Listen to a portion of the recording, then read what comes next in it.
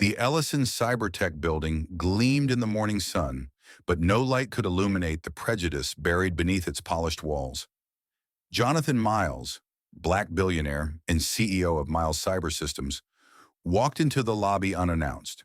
No bodyguards, no tie, just a cashmere sweater, a PC Felipe watch, and the confident stride of a man who knew exactly who he was, but the white receptionist only saw his skin. "Deliveries are around back," she said, barely glancing up. Two security guards approached, hands already on his arms. Jonathan didn't resist. He didn't need to. Executive Vice President Mark Reynolds, who knew exactly who Jonathan was, stayed silent. Jonathan glanced at his watch. 8:59 a.m., one tap on his phone, one email sent, one domino set in motion. And as Ellison's stock began to plummet later that afternoon, one thing became crystal clear. Jonathan Miles didn't need to raise his voice. He just needed results. Before we dive back into the story, drop a comment and let me know where you're tuning in from. And if compelling stories like this are your thing, make sure to hit that follow. Tomorrow's episode is going to be unforgettable.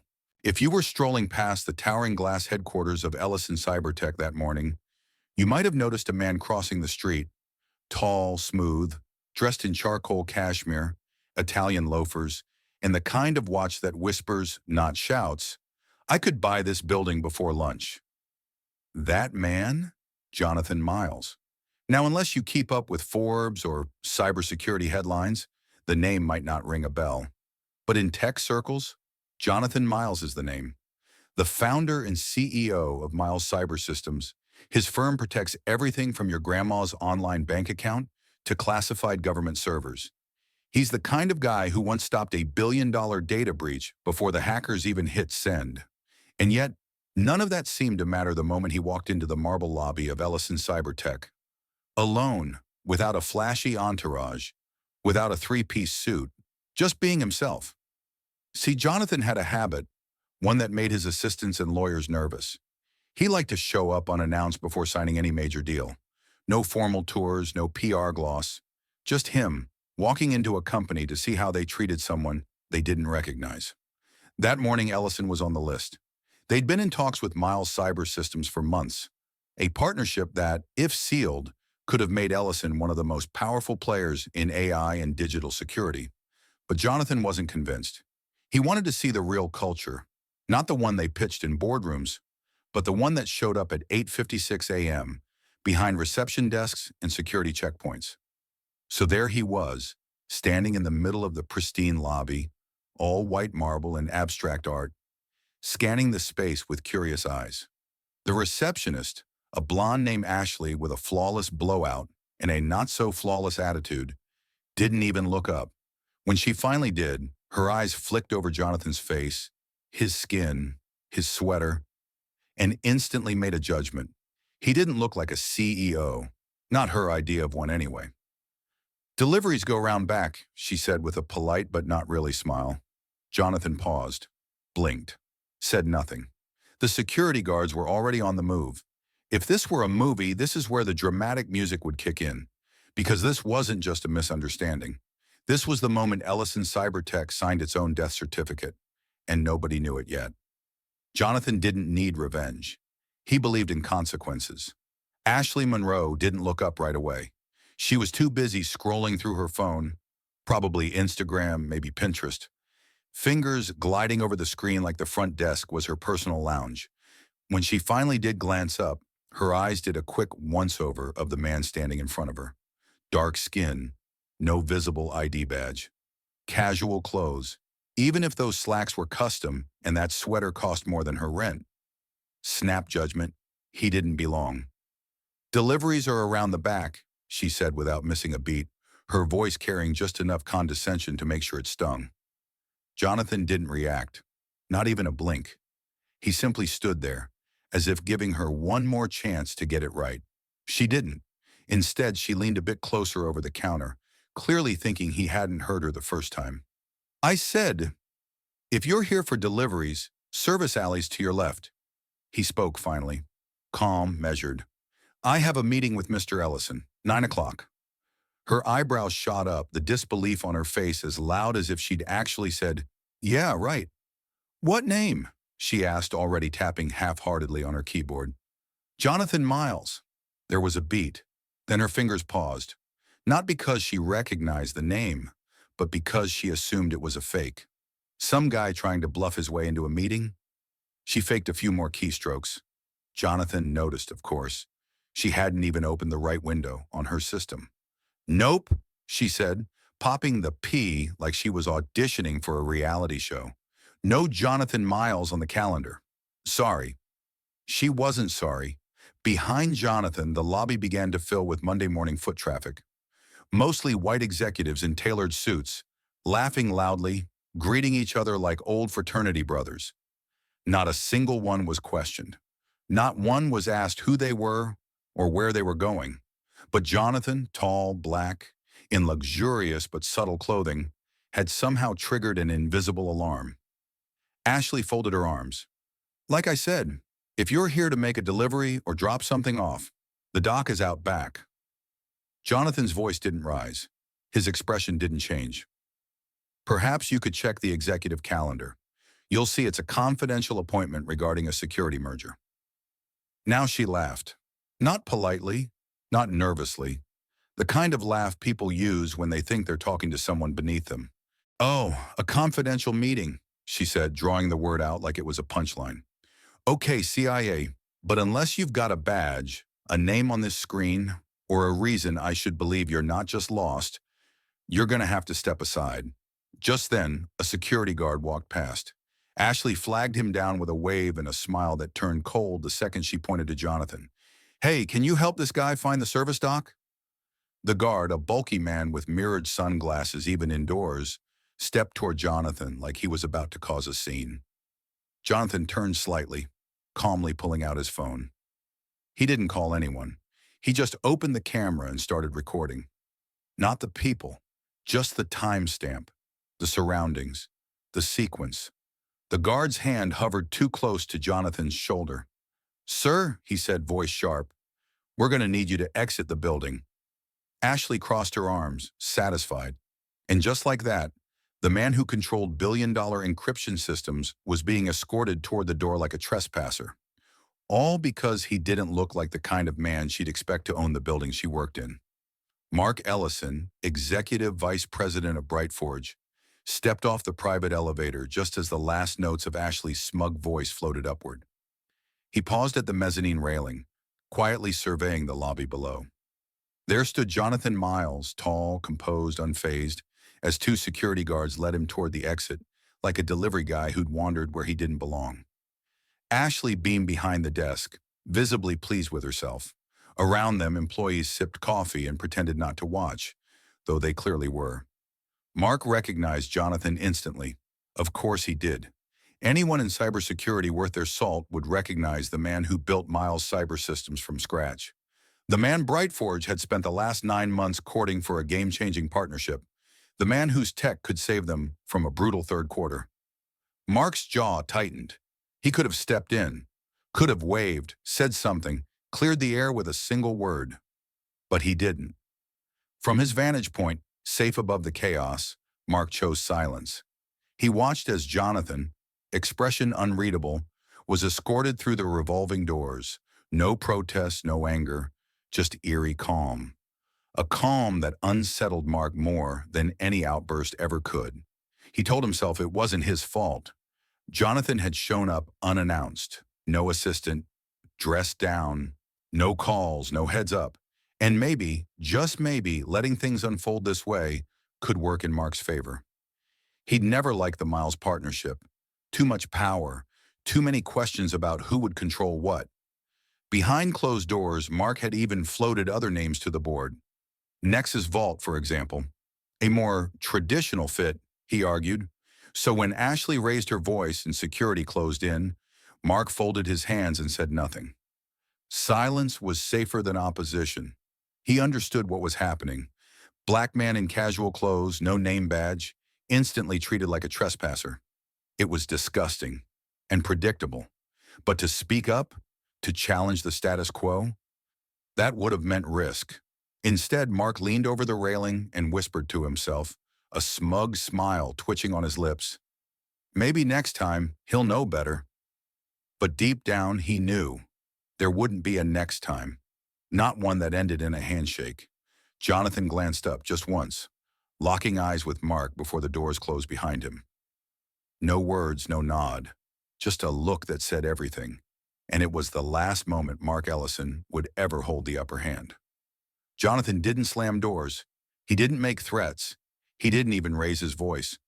Instead, he walked out of Brightforge's lobby with the same calm he'd entered. Only now there was a plan unfolding behind his eyes.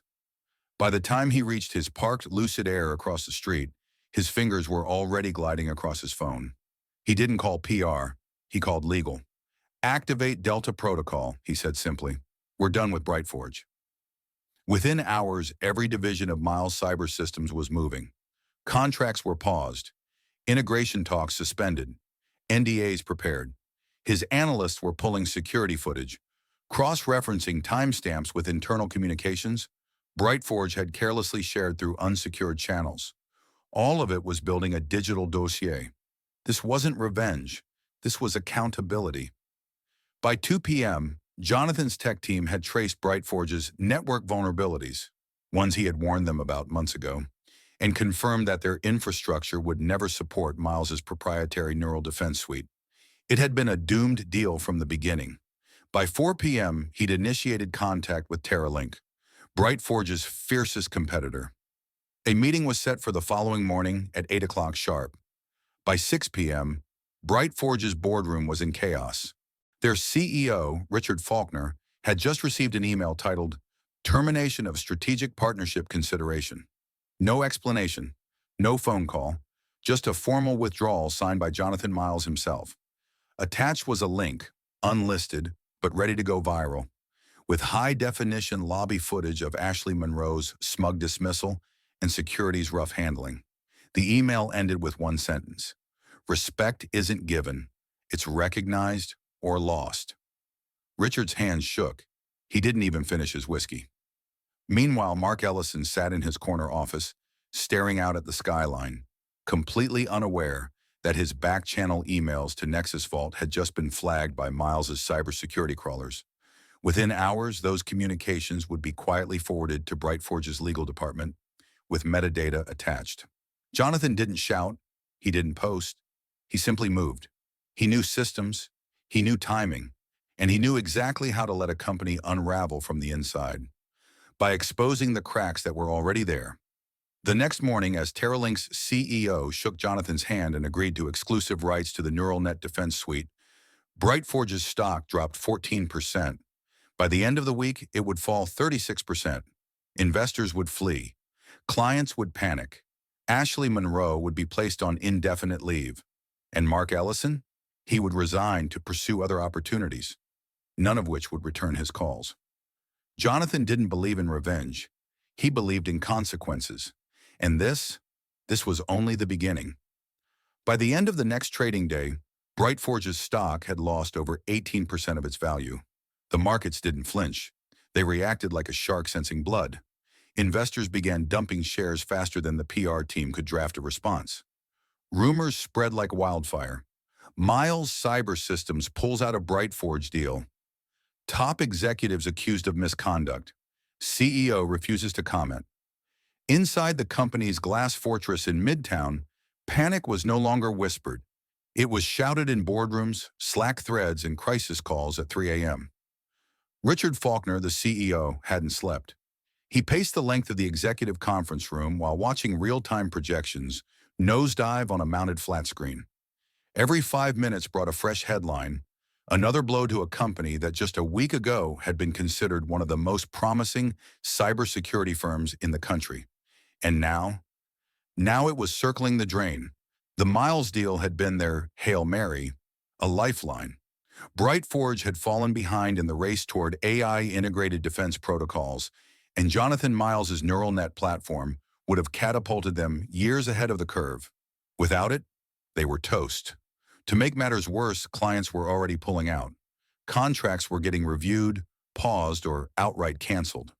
The finance team reported that two Fortune 500 clients had walked away, citing ethical misalignment. Ethical misalignment. That was the corporate term for you humiliated a black billionaire CEO in your lobby and thought nobody would find out. Ashley Monroe, once the queen bee of reception, had been suspended the moment HR reviewed the security footage. She claimed she didn't know who he was, but that wasn't the point anymore. It never was. Mark Ellison's silence during the incident had caught up to him too. His resignation was accepted with regret, just as his emails to Nexus Vault were quietly handed over to the company's legal team by none other than Jonathan Miles's cybersecurity division. The irony was brutal. Richard stared at the board, half of them demanding a way out, the other half preparing for bankruptcy. Every move was too little, too late. Even the employees knew it. LinkedIn pages lit up with open to work banners. People started clearing out desks in hushed waves. Nobody wanted to be the last one standing when the lights went out. And yet through it all, Jonathan Miles had said nothing publicly. No interviews, no posts, just that single email. Simple, direct, devastating. Respect isn't given, it's recognized or lost. Now all Brightforge could do was watch their reputation dissolve, 1 percentage point at a time. And for the first time in its 12-year history, the company known for cutting-edge security couldn't protect itself from the one thing it never planned for: consequences. Mark Ellison had always believed that silence was strategic. He didn't push back when Ashley humiliated Jonathan Miles in the lobby. He didn't speak up when the security guards manhandled a man whose net worth made Brightforge look like a lemonade stand. And when Richard Faulkner turned to him after the fallout began, Mark simply shrugged, like it had all been out of his control. But the thing about silence, it leaves fingerprints. And Jonathan Miles had made a career out of tracing fingerprints no one else could see. The first sign came quietly, an internal memo forwarded from the legal department. Mr. Ellison's communications with outside vendors are under review pending a compliance audit. The second, a flagged chain of emails linking Mark directly to Nexus Vault, Brightforge's biggest competitor. Emails he thought he'd hidden behind private servers and burner accounts. Wrong. Jonathan's cybersecurity team had already scooped up the digital trail days ago. Not only had Mark recognized Jonathan in the lobby, he had also been working behind the scenes to sabotage the Miles deal, feeding sensitive intel to Nexus Vault in hopes of landing himself a cushy executive role once the merger fell through. Except the merger didn't fall through. It collapsed in flames, and Mark lit the match. At a closed-door board session, Richard laid it all out. The footage, the emails, the silence. "You knew who he was," Richard said through clenched teeth, tossing a printout of Mark's flagged messages onto the table. "You let it happen because it benefited you." Mark tried to spin it, claimed he was testing how our staff would react under pressure. A ridiculous excuse. The board didn't even pretend to entertain it. By that afternoon, Mark Ellison's badge was deactivated, his name scrubbed from the executive roster. The company issued a terse internal announcement. Effective immediately, Mr. Ellison has resigned to pursue other opportunities. A line so overused it may as well have been written in corporate stone. But this time, there would be no other opportunities, because Jonathan Miles made sure the truth followed him. By the end of the week, Mark's name had surfaced in tech blogs and financial watchdog newsletters. Headlines like "Brightforge exec behind fallout linked to competitor deals" and "Whistleblowers reveal insider sabotage at tech firm" were impossible to ignore. Recruiters went cold. Old contacts ghosted him. Even Nexus Vault, who once courted him, issued a statement distancing themselves from any unethical behavior conducted by former Brightforge leadership. He wasn't just out of a job, he was out of a future. And as he sat alone in his downtown condo, watching Brightforge crumble on the news, Mark realized something too late. Silence doesn't make you innocent. It just makes you next. While Brightforge burned from the inside out across town, a different kind of meeting was taking place. Quiet, focused, and full of possibility. Vanessa Pierce sat across from Jonathan Miles at a sunlit corner table inside the Meridian Club, the kind of private venue where tech giants made billion-dollar decisions over black coffee and steel-cut oatmeal. But this meeting wasn't about stock projections or acquisition terms. It was about opportunity. "You handled yourself with integrity," Jonathan said, setting his espresso cup gently on its saucer. "You were the only person in that building who saw what was happening and looked like you wanted to say something." Vanessa blinked, caught off guard. I, I did, but I froze. I wasn't sure it was my place." "It was," he replied calmly. "And the fact that you even considered doing the right thing when your job was on the line, that speaks volumes. I pay attention to that." He reached into a slim leather folder and slid a single page across the table. It was an offer letter, generous base, executive-level benefits. And the title? Director of Adaptive Security Systems? Her jaw nearly dropped. "You read my proposal?" she asked, voice low with disbelief. Jonathan nodded. "The one your manager took credit for at last year's conference? I knew it was yours the moment I saw the code structure. Your fingerprints were all over it." Vanessa let out a breath she hadn't realized she'd been holding. For years, she'd worked in the shadows of louder, whiter voices. She had learned to be excellent and invisible at the same time. And now someone saw her, not just someone, Jonathan Miles. "I'm building something bigger than a company," he continued. "Brightforge showed me exactly what this industry is still missing: accountability, fairness, representation. I plan to change that, but I can't do it alone." Vanessa glanced down at the offer letter again, then met his eyes. "And you want me to help you lead it?" "I want you to help build it," Jonathan said, "from the ground up. Your way. No masks, no middlemen." There was no hesitation. She signed it on the spot. Later, as they walked out onto the terrace, Jonathan paused and looked over the skyline. "You know," he said, hands in his pockets, "some folks think power is shown through retaliation." He shook his head slowly. "But real power? It's when you choose who gets to rise next." And that's exactly what he'd done. In a world that tried to keep people like him and Vanessa in the background, he rewrote the script. Not with revenge, but with restoration. Because Jonathan Miles didn't just tear down what was broken. He built something better in its place. While Mark Ellison sat alone in his penthouse apartment, watching a stream of email alerts hit his inbox, termination notices, revoked consulting offers, frozen accounts, just a few blocks away, moving trucks were pulling up in front of the former headquarters of Brightforge. Only weeks after one of the most high-profile corporate collapses in recent memory, the building was changing hands. The gold-plated Brightforge logo was gone. In its place, a new emblem was being installed: the Miles Center for Inclusive Innovation. No grand press event, no flashy ribbon cutting.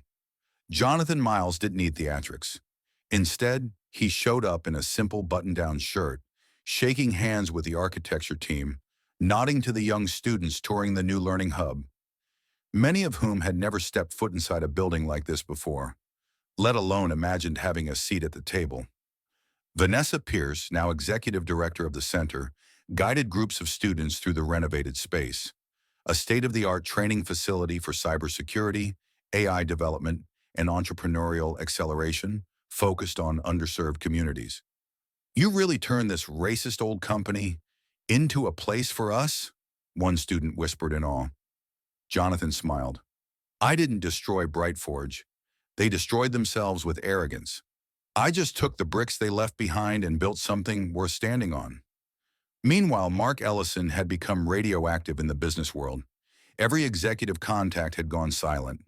Nexus Vault, the rival firm he once hoped would welcome him, publicly distanced itself. News anchors labeled him a case study in complicit silence. He thought he was safe. After all, he hadn't said anything. But Jonathan Miles proved something powerful. Silence, too, has a price. And that wasn't all. The new sign, scheduled to go up next week, wouldn't carry Jonathan's name. Not as the founder, not even as a benefactor. It would honor those once overlooked, those whose names were never called for interviews, those pushed to the back because of the color of their skin, their zip code, or the way they dressed. Jonathan's legacy wouldn't live in headlines. It would live in every door opened for the right people. It was a quiet Friday afternoon when Jonathan Miles stood atop the rooftop terrace of the newly opened Miles Center for Inclusive Innovation. Below, the hum of energy buzzed from classrooms filled with students, young minds building code, dreams and futures once denied to them. The air was warm, the city skyline glowing gold in the setting sun. A year ago, this very building belonged to Brightforge, a tech firm once hailed as the future of cybersecurity.